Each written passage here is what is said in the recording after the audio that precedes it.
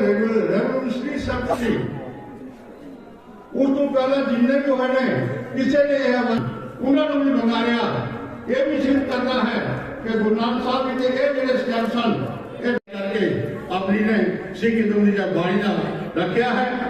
सो मैं हुण साढ़े पिताजे नवाजे ने एक गल जो मैं आपने साझी करांगा जिथे मैं आप जी गुरु नानक साहब के प्रकाश उत्सव की बधाई दी है उत्थे मैं आज एक होर बधाई आप जी दे देवां कि जिहड़ा इको ही कौम ताकि बना के रखा गया सी जबकि उन किसानों ने सारिया स्टेटा को नाम लै करके हिंदू मुसलमान सिख ईसाई सारे नाम लै करके उस गुरु नानक साहब के मिशन को मद्देनजर रखते हुए ये जड़ा कीड़ा चुकिया सी कोई तशद्दुद नहीं किया कोई कुछ नहीं किया। बेशक उन्होंने ये गल कही गई कि उग्रवादी ने, बेशक ये गल कही गई खालिस्तानी ने, बेशक ये गल कही गई कि उनका केवल सिख जो एजुकेशन कर रहे हैं उन्होंने 700 जाना 700 तो ऊपर लोगों ने शहादत भी दी ने। काफी लोग जोड़े हैं वो तू बीमार होकर वापस आए हैं लेकिन फिर भी उन्होंने अपना पीड़ा जरा सी और मिशन जो गुरु नानक का मिशन सी वो नहीं छड़िया। अज सेंट्रल सरकार ने उस फैसले जेडे के 3 कानून बनाए सन उन्होंने वापर लिया है। ये मैं आप सारिया क्योंकि असं लोग जिन्ने भी हाँ सारे जिम्मेदारा खूब जतन रखते हैं। साढ़े माता पिता जिम्मेदार ही सन, साढ़े पूर्व जड़े सन सारी जिम्मेदारी सन, सारे का सारी जिम्मेदार हमदर्द सी। अज जिथे असी उन्होंने जिम्मेदारों को मुबारकबाद देते हैं उत्थे असी अज सेंट्रल गवर्नमेंट को खास करके नरेंद्र मोदी जी को मुबारकबाद देते हैं। बेशक देर आए लेकिन दुरुस्त आए। अज सारे जो जिम्मेदार हैं खुशी खुशी अपने घरों जाएंगे ये भी सारी मैं आप जी को मुबारकबाद देता हाँ। तो मैं ज्यादा सवाल नहीं लाया कुमार जी ना ही विनोद कुमार जी SSP DC साहब आके के सारे पहुंचे ने ਅਤੇ ਉਹਦੇ ਨਾਲ ही साडे रागी सिंह जी ਜਿਹੜੇ कि सतरिंदर सिंह जी वो भी आगे पहुंचे ने। ਅਸੀਂ ਸਾਰੇ ਤਿਆਰ ਹਾਂ अपने अपने शुभ गुरमਤਿ की फतेह।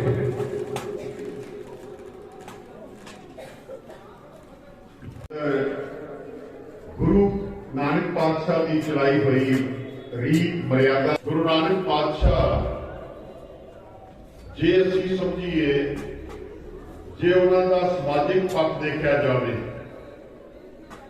तो समाजिक पक्ष उन्होंने बड़े बारीकी दे और सब तो बड़ा वितरा जो उन्होंने देखा कि कई धर्म के नाम पे बहुत बड़े फसाद हो रहे हैं, झगड़े हो रहे हैं, लड़ाइयां हो रही, वितरे।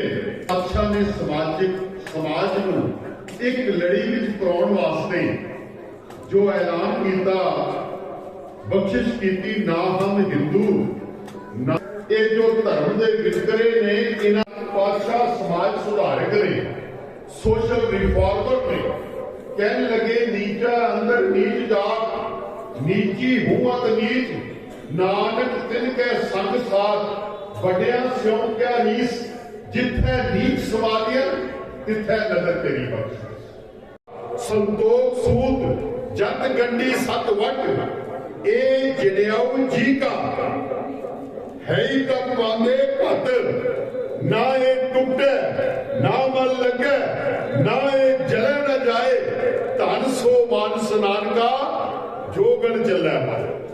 गुरु नानक पातशाह ने ये अध्यात्मिक खुराक जिहड़ी सी ये बख्शिश की तेरा नाम करी चननाठिया जे मन उर्सा होए करनी कुंगू जेरल ते फिर सोच बनाई कहने लगे कि एक चीज का ध्यान देना भाई कि तेरा नाम करी चनराठिया कहते उस प्रभु परमात्मा का नाम चंदन वर्गा है।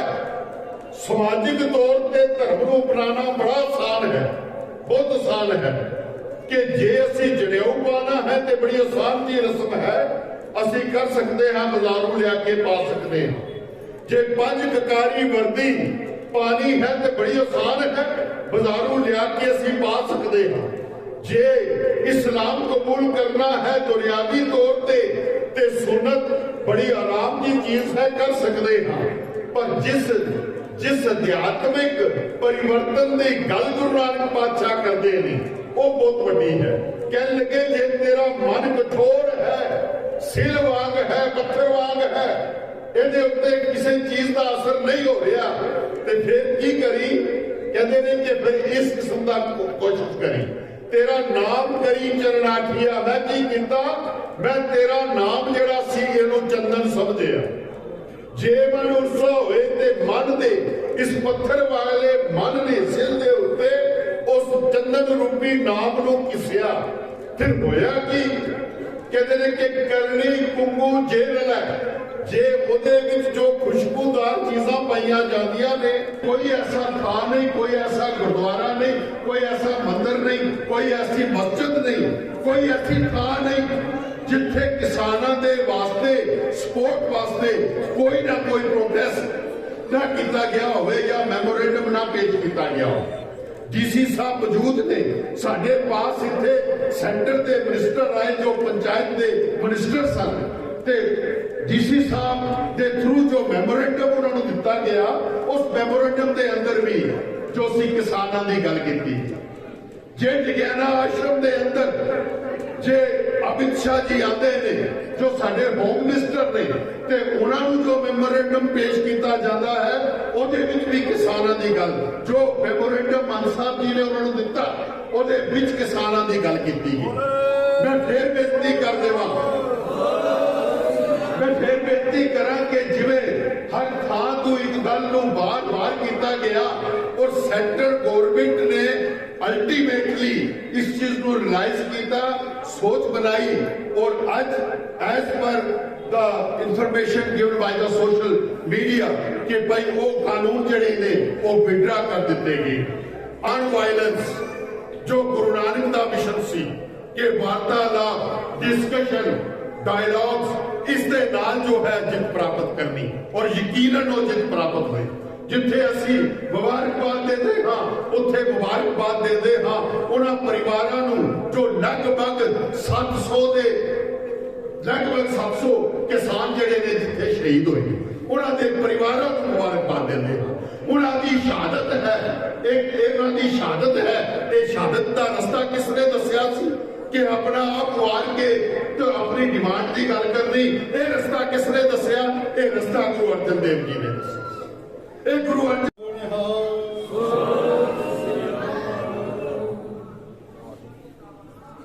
परिवार सारी आई संगत गुरु नानक देव जी के जन्म दिन के लख लख बधाइयां।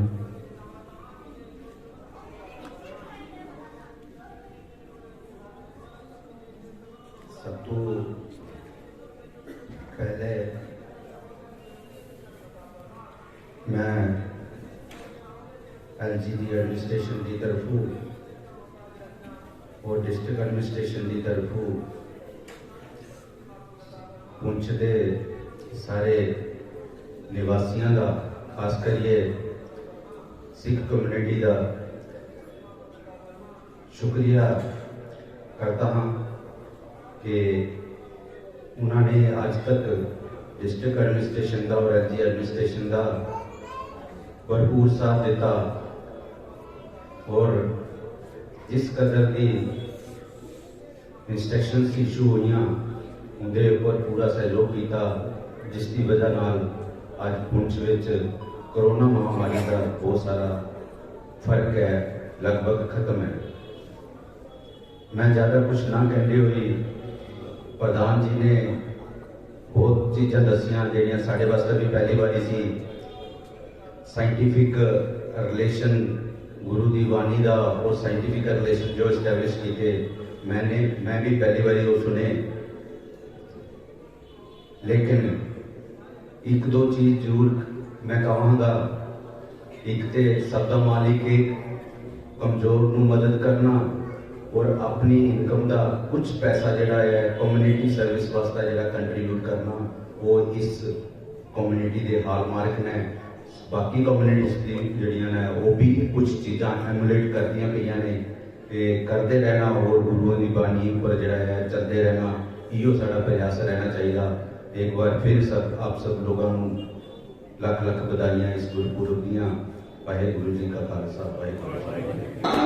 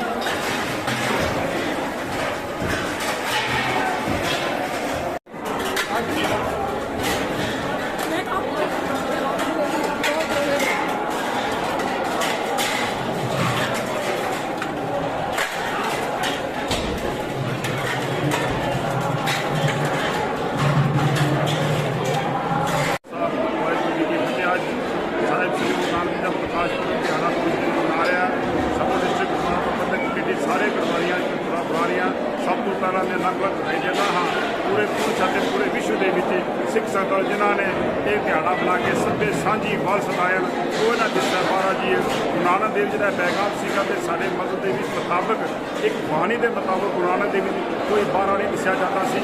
जात पात वड्डियां जिहड़ियां दूर कीतियां जांदियां सन। हर मजहब को कहा गया कि तू अपने मजहब के पक्का रहने की कोशिश कर, ताकि मजहब की पहचान करेगा ताकि अपने दीन की पहचान करेगा, ताकि अपने मजहब के आने की कोशिश करेगा। उससे संबंध में अज जो गुरपुरब मना रहे हैं अस पुलिस के मैं खुशवसन तौर पर मुबारकबाद देंगा। मुबारकबाद के पात्र सेंट्रल गौरमेंट मोदी साहब ने जो प्रोग्राम के मुताबिक गुरपुरब के प्रोग्राम के मुताबिक उन्होंने एक ऐलान किया किसानों का। काफ़ी दूर दराज दरेगा डिमांड सी किसानों की, जिन्होंने घट तो घट 12 महीने हो गए ना एक धरना लगाया तो सब तो ज़्यादा मौत हो गई सन। पर मोदी साहब ने सवेरे उठदियां ही गुरु नानक देव जी का नाम लैन तो बाद पहला भी उन्होंने बाद ही उन्होंने क्या कि मैं किसानों की डिमांड पूरियां करता हाँ और जो 3 काले कानून मैं रद्द करता हाँ। वो एक पता चलता सी कि जो मोर्चा सी गुरु नानक देव जी का लग्या होया सीगा, बड़े सैन और प्यार और तबल बजात के नाल। मेरे ख्याल साल पूरा ऐसा मोर्चा कोई नहीं चल सकता जिस मोर्चे की कोई वायलेशन या कोई कतल कलाम या कोई ऐसी चीज़ा हुई वा। पर लगान वालिया ने एक बहुत बड़ा अच्छा सिस्टम बनाया जिसके मैं मुबारकबाद देता सेंट्रल गौरमेंट ने एक दरेला डिमांड जो साड़ी पूरी की साड़ी नहीं बल्कि सारे किसानों दियाँ। मैं मीडिया राही अज मैं एक बार फिर गुरु नानक देव जी के प्रकाश पुरब की लख लख बधाई देना हाँ और किसानों को बधाई देना हाँ। एक गुरपुरब के दिन एक सोहना दिन पवित्र दिन सुन के एक सेंट्रल गौरमेंट सारा मसला किया। इनिया देख के कहना रखा जा सका। वाहिगुरू जी का खालसा वाहिगुरू।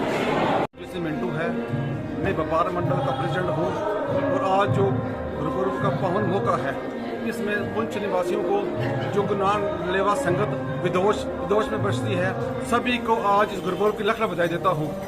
और साथ साथ आज सुबह देखो जो हमारे नरेंद्र मोदी जी हैं उन्होंने कितना बड़ा फैसला लिया और कितने अच्छे मौके पर जो आज गुरपुरब था मैं उनका भी हाथ जोड़कर नमस्कार करता हूँ। आज के मौके पर मैं सारे पुंछवासियों और व्यापारी भाइयों को अपने दिल की गहराइयों से मुबारकबाद देता हूँ और साथ साथ मैं नरेंद्र मोदी जी का थैंक्स करता हूँ जिन्होंने आज के इस शुभ अवसर पर एक ऐलान किया और जो काले कानून जो है उनको वापस लिए। मैं तहे दिल से उनका भी शुक्रिया अदा करता हूँ और अपने दिल की गहराइयों से पूरे पुंछवासियों देशवासियों को आज के दिन की लाख लाख बधाई।